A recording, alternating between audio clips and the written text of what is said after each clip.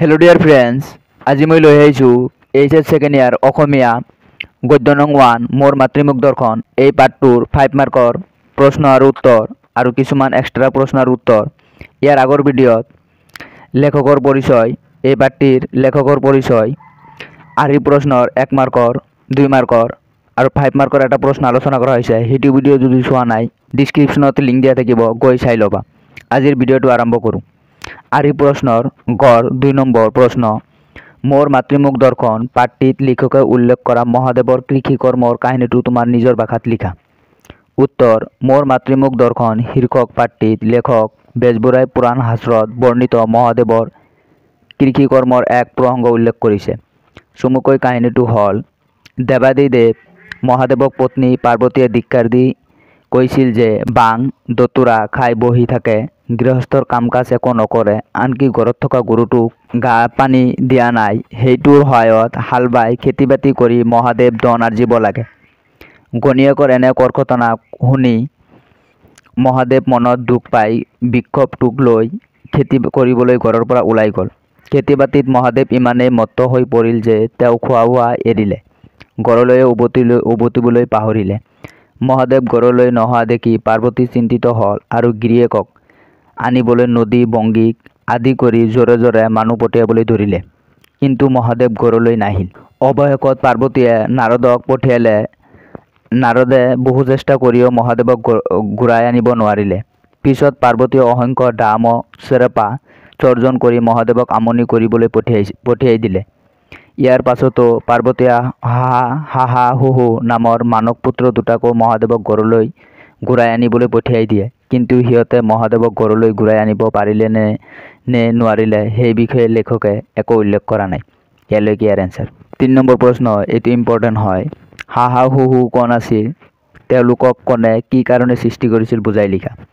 উত্তৰ, হাহা হুহু আছিল মহাদেৱৰ পত্নী পাৰ্বতীৰ মানস পুত্ৰ। পাৰ্বতীৰ গিৰিয়েক মহাদেৱ বাং দতুৰা খাই ঘৰতে বহি থকাত পাৰ্বতীয়ে কৰ্কটনা কৰি মহাদেৱে ঘৰতে থকা গৰু এটাক লৈ খেতি বাতি কৰিব লাগে বুলি কোৱাত মহাদেৱ অভিমান কৰি খেতি কৰিবলৈ ঘৰৰ পৰা ওলাই যা।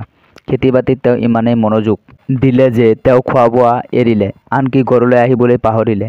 গিৰিয়েকে ঘৰলৈ নহা দেখি পাৰ্বতী চিন্তিত হৈ পৰিল আৰু মহাদেৱক ঘৰলৈ ঘূৰাই আনিবলৈ কেইবাজনকো পঠিয়ালে, কিন্তু কোনেও মহাদেৱক ঘৰলৈ ঘূৰাই আনিবলৈ সমৰ্থ নহ'ল। অৱশেষত পাৰ্বতীয়ে হাহা হুহু নামৰ মানস পুত্ৰ দুটিৰ সৃষ্টি কৰি মহাদেৱক ঘৰলৈ ঘূৰাই আনিবলৈ পঠিয়াই দিয়ে। ইয়ালৈকে ইয়াৰ এনচাৰ। নেক্সট 4 নম্বৰ প্ৰশ্ন, এইটো 2018 চনত আৰু 2023 চনত আহিছিল। ডিব্ৰুগড়ৰ কোনবোৰ কথাই মোক বৰ সন্তেক দিছিল, ডিব্ৰুগড়ত কোনবোৰ কথাই বেজবৰুৱাক সন্তেক দিছিল বুজাই লিখা। উত্তৰ, লক্ষ্মীনাথ বেজবৰুৱাই গুৱাহাটী পোৱাৰ পিছদিনাখন ডিব্ৰুগড়লৈ বুলি যাত্ৰা আৰম্ভ কৰি 24 ছেপ্টেম্বৰৰ দিনাখন ডিব্ৰুগড়ত উপস্থিত হয়। কেইবাগৰাকী আপোন মানুহ লেখকক ষ্টেচনৰ পৰা আদৰি নিয়ে। ডিব্ৰুগড় চহৰৰ প্ৰকৃতি দেখি লেখক আনন্দিত হৈ পৰে। প্ৰথমতে তেওঁ লক্ষ্য কৰে যে ডিব্ৰুগড়ৰ তিৰোতাসকল শিক্ষিত হৈছে, ৰাজহুৱা কাম কাজতো সিহঁত আগৰণুৱা, তেওঁলোকে বোৱা কটাও শিকিছে। বহু বছৰৰ মূৰত মহিলাসকলে লেখকক ওচৰত পাই সভা পাতি অভিনন্দন জনালে। দ্বিতীয়তে লেখকে লক্ষ্য কৰে যে ডিব্ৰুগড়ৰ ডেকাসকলে নাট চৰ্চা কৰে, তেওঁলোকে চহৰৰ বংগশালত গীত মাত নাটক আদি পৰিৱেশন কৰে। মঞ্চত অসমীয়া মৌলিক নাটৰ উপৰিও অনুদিত নাটকো অভিনীত হয়। এইটো হ'ব অসমীয়া। তৃতীয়তে লেখকে লক্ষ্য কৰে যে ডিব্ৰুগড়ৰ কেইবাজনো ব্যক্তি পেইণ্টিং আৰু ফটোগ্ৰাফীতো কৃতিত্ব অৰ্জন কৰিবলৈ সক্ষম হৈছে। লেখকে বিশেষকৈ যুক্তানাথ বৰদলৈৰ কৃতিত্বৰ বিষয়ে উল্লেখ কৰিছে। চতুৰ্থতে সাজ সজ্জা, চিত্ৰপট, ভাৱপূৰ্ণ অভিনয়, সুষুম্বৰ সংগীত আৰু মনোজ্ঞ নৃত্যত ডিব্ৰুগড়ৰ ডেকাসকলে আগবাঢ়ি যোৱা লেখকৰ দৃষ্টিগোচৰ হৈছিল। ডিব্ৰুগড়ত এনেবোৰ কথাই লেখক বেজবৰুৱাক সন্তেক দিছিল। নেক্সট 5 নম্বৰ কুৱেশ্যন, লক্ষ্মীনাথ বেজবৰুৱাৰ মতে বিদেশী নাটকৰ অসমীয়া অনুবাদ কেনে হোৱা উচিত বুজাই লিখা।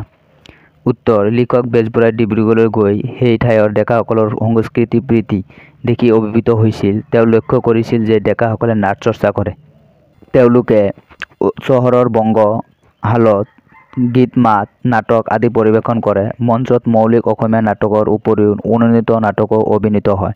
বেজবৰুৱাই আশা কৰিছিল যে ডেকা নাট্যকাৰসকলে বিদেশী নাটকৰ অসমীয়া অনুবাদ কাৰ্যত মনোযোগ দিব। বিদেশী নাটক অনুবাদ কৰোঁতে সিহঁতে বিশেষ সাৱধানতা অৱলম্বন কৰিব লাগে যাতে অনুবাদ নিবাস অসমীয়াত হোৱাৰ উপৰিও অসমীয়া সংস্কৃতিৰ লগত খাপ খায়। লিখকে প্ৰশংসা কৰি কৈছে যে 4গৰাকী অসমীয়া ছাত্ৰই শ্বেক্সপিয়াৰৰ কমেডি অফ ইৰৰ্ছ নামৰ নাটকখন বমৰংগ নামেৰে কৰা অনুবাদ সাৰ্থক অসমীয়া অনুবাদ হৈছে। ইয়ালৈকে ইয়াৰ এনচাৰ। তোমালোকৰ আৰ্হি প্ৰশ্ন সকলোখিনি কভাৰ কৰি দিয়া হৈছে। এতিয়া তোমালোকে এক্সট্ৰা প্ৰশ্ন চোৱা। এইটো প্ৰশ্ন 2019 চনত আহিছিল। পানী মে মিন পিয়াসী মোক শুনত শুনত লাগে হাসি। এইটো ব্যাখ্যা বা তোমালোকৰ প্ৰসংগ সংগতি দৰ্শাই ব্যাখ্যা কৰা আহিব পাৰে। এইটো 2019 চনত আহিছিল। ইয়াৰ এনচাৰ চোৱা। প্ৰবাসী অসমীয়া লেখক লক্ষ্মীনাথ বেজবৰুৱাই কৰ্মব্যস্ততাৰ কাৰণে বহু বছৰ ধৰি ঘৰলৈ অৰ্থাৎ অসমলৈ আহিব পৰা নাই। শিৱসাগৰত অনুষ্ঠিত হোৱা সভা এখনত এজন অসমীয়া ডেকাই কয় যে বেজবৰুৱাই গপ বা অভিমান কৰি মাতৃভূমিৰ পৰা আঁতৰি আছে। এই অভিযোগৰ উত্তৰ দিবলৈ গৈ বেজবৰুৱাই উক্ত কবিৰ বিৰচিত উক্ত পদফাকিৰ অৱতাৰণা কৰিছে। হাওপাত বা বিধিৰ বিপাকত পৰিহে তেওঁ বহু বছৰ ধৰি মাতৃভূমিলৈ উভতিব পৰা নাই। বিধিৰ বিপাকত পৰিলে এডিঙি পানীত থকা মানুহো পিয়াহত শুকাই মৰে। কবিৰ উক্ত পদফাকিৰ অসমীয়া বামানুবাদ হ'ল পানীত থাকিও মাছ তৃষ্ণাতৰ শুনি শুনি হাঁহি উঠে মোৰ। পদফাকিৰ তাত্ত্বিক অৰ্থ হ'ল মানুহৰ অন্তৰত ঈশ্বৰ আছে, তথাপি ভক্তিহীন অজ্ঞানী মানুহে ঈশ্বৰৰ উপলব্ধি কৰিব নোৱাৰে। অজ্ঞানীজনৰ এনে অৱস্থা দেখি কবিৰ হাঁহি উঠে। ইয়ালৈকে ইয়াৰ এনচাৰ। নেক্সট কুৱেশ্যন, এইটো ইম্পৰ্টেণ্ট। যথা নিযুক্ত হস্মি তথা কৰমি। ইয়াৰ এনচাৰ। এই সংস্কৃত পদটিৰ অৰ্থ হ'ল যিদৰে অৰ্থাৎ যি কামৰ বাবে নিযুক্ত হৈছি তাকে কৰিছোঁ। কৰ্মসূত্ৰে উৰিষ্যাৰ সম্বলপুৰত থাকিবলৈ লোৱা সাহিত্যৰথী লক্ষ্মীনাথ বেজবৰুৱাই 1.5 বছৰ পাছত 1930 চনত মাতৃভূমি অসমলৈ উভতি আহে। 22 ছেপ্টেম্বৰ তাৰিখে তেওঁ গুৱাহাটীত উপস্থিত হয়। তেওঁক সম্বৰ্ধনা জনোৱাৰ উদ্দেশ্যে কটন কলেজৰ ছাত্ৰসকলে গধূলি এখন সভা অনুষ্ঠিত কৰে। সিদিনা বেজবৰুৱাৰ গা সিমান ভাল নাছিল। তথাপি জাতীয় সাহিত্যৰ কাণ্ডাৰী হিচাপে সভালৈ গৈ ছাত্ৰসকলক উৎসাহিত কৰাটো তেওঁৰ দায়িত্ব বুলি বিবেচনা কৰিছিল। ঈশ্বৰে যেন তেনেবোৰ কাম কৰিবলৈ তেওঁক পৃথিৱীলৈ পঠিয়াইছে, এই ভাৱ প্ৰকাশ কৰিবলৈ লেখকে উক্ত পদটিৰ অৱতাৰণা কৰিছে। নেক্সট কুৱেশ্যন, লক্ষ্মীনাথ বেজবৰুৱাই কাক বিয়া কৰাইছিল? ইয়াৰ উত্তৰ, লক্ষ্মীনাথ বেজবৰুৱাই বংগদেশৰ বিখ্যাত ঠাকুৰ পৰিয়ালৰ কন্যা প্ৰজ্ঞা সুন্দৰীক বিয়া কৰাইছিল। নেক্সট কুৱেশ্যন, লক্ষ্মীনাথ বেজবৰুৱাই উৰিষ্যাত কোন কোম্পানীত চাকৰি কৰিছিল? ৱাৰ্ড কোম্পানীত 1916 চনত। নেক্সট কুৱেশ্যন, 2022 চনত আহিছিল। বেজবৰুৱাৰ ধেমেলীয়া নাটক লিটিকাই কোনখন আলোচনীত প্ৰকাশ পাইছিল? জোনাকী আলোচনীত প্ৰকাশ পাইছিল। নেক্সট তোমালোকে এইটো কাৰ্চিন দি লিখি ল'বা। 4গৰাকী অসমীয়া ছাত্ৰ সাহিত্যিক ৰমাকান্ত বৰকাকতি, ঘনশ্যাম বৰুৱা, গঞ্জানন বৰুৱা আৰু ৰত্নধৰ বৰুৱাই যুটীয়াভাৱে শ্বেক্সপিয়াৰৰ কমেডি অফ ইৰৰ্ছ অসমীয়ালৈ অনুবাদ কৰি বমৰংগ নামেৰে প্ৰকাশ কৰে 1888 চনত। ই হ'ল নিবাস অসমীয়া অনুবাদ। নেক্সট কুৱেশ্যন, জীৰ্ণ শীৰ্ণ দীৰ্ণ শব্দৰ অৰ্থ কি? নিকিন অৱস্থা। মোৰ মগৰীয়া শীৰ্ষক প্ৰবন্ধটিৰ লেখক কোন? লক্ষ্মীনাথ বেজবৰুৱা। নেক্সট হ'ল শব্দৰ অৰ্থ যে পিয়াসী মানে হ'ল তৃষ্ণাতুৰ বা পিয়াহত আতুৰ। ফৰিয়াদ এইটো 2022 চনত আহিছিল, মানে হ'ল গোচৰ বা অভিযোগ। গজপত মানে হ'ল অভিশাপ বা সাওপাত। বৃন্দাবন চন্দ্ৰ মানে হ'ল শ্ৰীকৃষ্ণ। চবজৰ্জ ইংলিছত হ'ব চবজৰ্জ। জজমেণ্ট ইয়াৰ শব্দৰ অৰ্থ হ'ল জজমেণ্ট বা ৰায়। জীৰ্ণ শীৰ্ণ দীৰ্ণ মানে হ'ল নিকিন অৱস্থা। নেক্সট 2017 চনত আহিছিল কুৱেশ্যন, লক্ষ্মীনাথ বেজবৰুৱাৰ কিয় অসমীয়া চুটিগল্পৰ জনক বুলি কোৱা হয়? উত্তৰ, জোনাকী আলোচনীৰ পাতত লক্ষ্মীনাথ বেজবৰুৱাৰ দ্বাৰা ৰচিত গল্পৰ জৰিয়তে অসমীয়া চুটিগল্পৰ শুভাৰম্ভ ঘটি বিকাশৰ যাত্ৰা সূচনা হয়। অসমীয়া পাঠকক চুটিগল্পৰ সোৱাদ দিয়াৰ লগতে এই ধাৰাটোৰ বাট মুকলি কৰে। সেয়ে বেজবৰুৱাক অসমীয়া চুটিগল্পৰ জনক বুলি কোৱা হয়। ইয়ালৈকে ইয়াৰ এনচাৰ। নেক্সট কুৱেশ্যন, বেজবৰুৱা ক'ৰ পৰা BA পাছ কৰিছিল? কলিকতাৰ জেনেৰেল এছেম্বলি ইনষ্টিটিউচনৰ পৰা। নেক্সট কুৱেশ্যন, ডিব্ৰুগড়ৰ থিয়েটাৰ অৰ্থাৎ বংগশালৰ বিষয়ে লক্ষ্মীনাথ বেজবৰুৱাই কোৱা কথাখিনি পাঠৰ আধাৰ লিখা। 5 মাৰ্কৰ কুৱেশ্যন। এইটো তোমালোকৰ আৰ্হি প্ৰশ্নৰ গড়। 4 নম্বৰ কুৱেশ্যনটো লিখিলেও হ'ব। নেক্সট কুৱেশ্যন, সম্বলপুৰৰ পৰা অসমলৈ আহোঁতে লিখকে কি বেমাৰত ভুগি আছিল? গুগীয়া জ্বৰ অৰ্থাৎ মেলেৰিয়াত ভুগি আছিল। ইয়ালৈকে এই পাঠৰ এনচাৰ। এই পাঠটিৰ টোটেল 2টা ভিডিঅ' দিছে। এই 2টা ভিডিঅ'ৰ নোটছখিনি যদি তোমালোকে লিখি লোৱা, ইয়াৰ বাহিৰত কুৱেশ্যন হ'ব নোৱাৰে।